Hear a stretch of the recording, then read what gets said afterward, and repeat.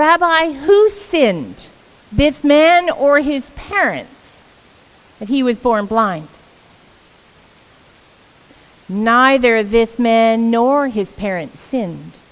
He was born blind so that God's works might be revealed in him."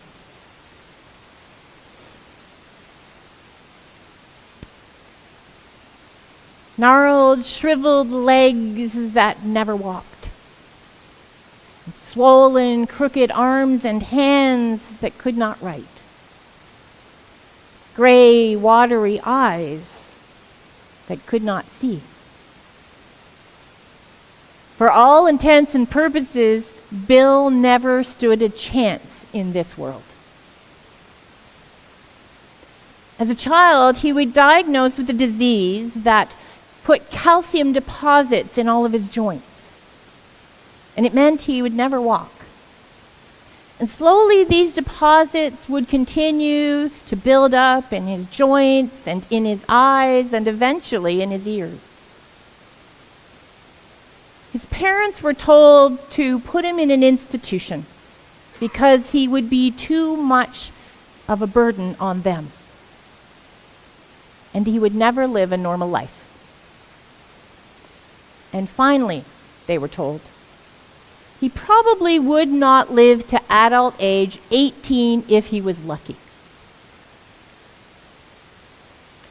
His parents would not put their child in an institution. They were a doctor and a nurse. They kept him at home and tried to give him as normal a life as possible. They succeeded. Bill went on to have a job. He owned an apartment with the assistance of aides. He played a mean electric guitar. And he became a member of organizations like the Lions Club. Someone forgot to tell Bill that he would die by the age of 18 and that he should just stay home and feel sorry for himself. I learned to walk holding onto Bill's wheelchair. He was my uncle. He went completely blind just after I was born, and I never knew him any other way. Yet, to me, he never appeared blind. It was scary, in fact, sometimes, how much he seemed to see. It was extremely difficult to hide anything from this man. He always seemed to know when I was looking my best or my worst, and usually had some smart remark to keep perspective on both. He taught me that feeling sorry for yourself was never acceptable, and only through perseverance could you be happy with yourself. Bill did not need to see to understand. Chances are, if you were to close your eyes now, you'd have trouble concentrating and hearing what I have to say. I know when I take my glasses off at the pool, I can't hear a darn thing. You need to see the speaker to hear the words.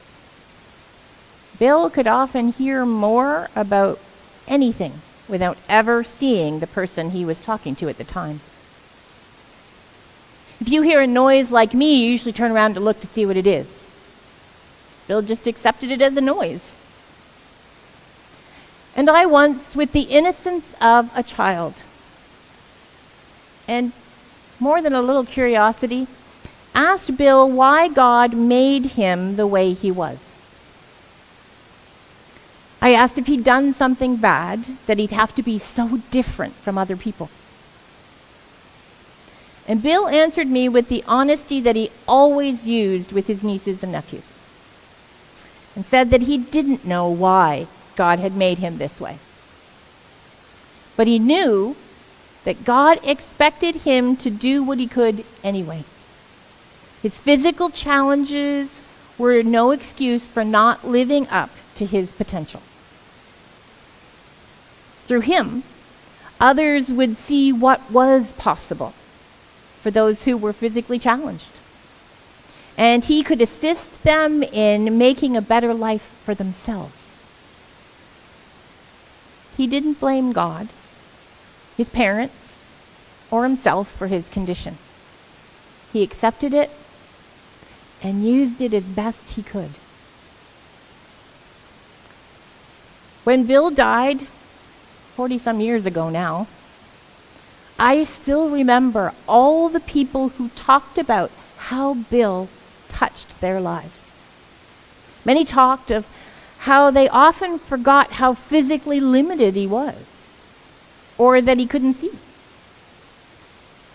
What they remembered about Bill were his abilities, not his disabilities.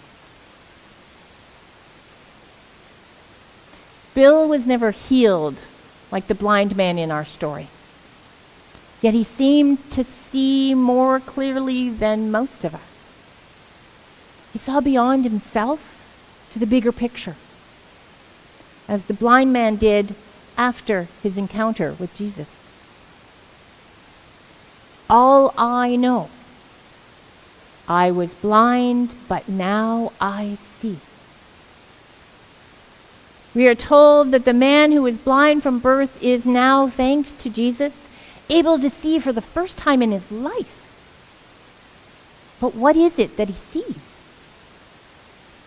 We're not told of the wonders that his eyes behold that very first day when he looks around. There's no discussion about even the many colors which would have assaulted his eyes. When doctors are treating eyes for various vision impairment, they don't usually take off the bandages for the first time in weeks or months in a brightly lit room. They usually allow the patients to open their eyes more slowly. They certainly don't do it outside in the sun. Yet this man is not described as having any of the sensory overload that would be expected in such a situation. Have you ever watched an infant look around at all their surroundings? I'm always afraid they'll get whiplash or get dizzy. And they keep moving and looking and trying to take it all in, and usually they fall asleep after it. Wouldn't you? Taking all that in. The only thing that seems to concern this man is not all the sensory input. The only thing that concerns him is the fact that now he can see. And it was Jesus who healed him. He accepted that Jesus had the ability to do so, and then continually tells anyone who will listen that Jesus is the reason he can see. This man willingly accepts that healing is possible, doesn't question the treatment Jesus uses, follows the instructions, and lo and behold, receives his sight.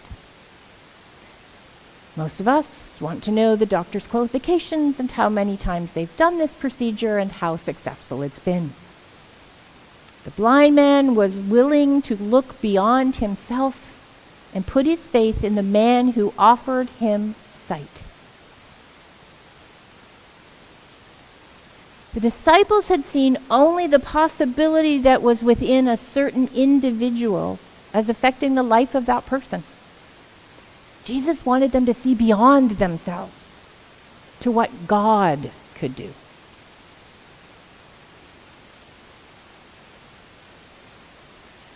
It is necessary to look beyond the blind man, beyond ourselves. We need to be as willing as the blind man to accept the sight that we are being given. The blind man doesn't stop to talk about what he's seeing for the first time because to him that's not what's important. Telling others about what happened to him is what matters most. No matter what the Pharisees threaten him with, this man feels compelled to relate his story. He doesn't even know who Jesus is at this point. Yet he's asking others if they wish to become his followers. Because of the Pharisees' interest in what has happened, the man asks them quite innocently if they wish to be followers of Jesus too. Quite ironic, considering the feelings that many of the Pharisees had toward Jesus. When Jesus and the blind man meet again, Jesus reveals to him his identity and asks if the man believes. And the man says that he worships Jesus. He's accepted what's been offered to him. He's seen beyond himself. It is the Pharisees who are still not able to look beyond. They, like so many of us, are stuck in the literal, in believing only what they can see. Jesus is offering us something beyond what is in our immediate line of vision. Through him, we can fulfill our potential beyond anything we may, at this point, be able to imagine or see for ourselves. Bill and the blind man have something in common. Both were able to see beyond themselves, to accept their roles in the lives of others, and to allow themselves to be used by Jesus to bring sight to others who walk in darkness. It was not a case of the blind leading the blind as it may first appear. These men could see better than many people ever will, because Jesus had given them sight. Not all of us are ready to accept what's being offered. And indeed, it's not necessary for us to be the blind man. Even the Pharisees could have received their sight if they were willingly opening themselves to what Jesus was trying to show them. We may have our eyes open. We may even see the blind man receive his sight. But it's only through Jesus that we will ever truly see beyond this life to the reign of God and to all that is being offered to all. Amen.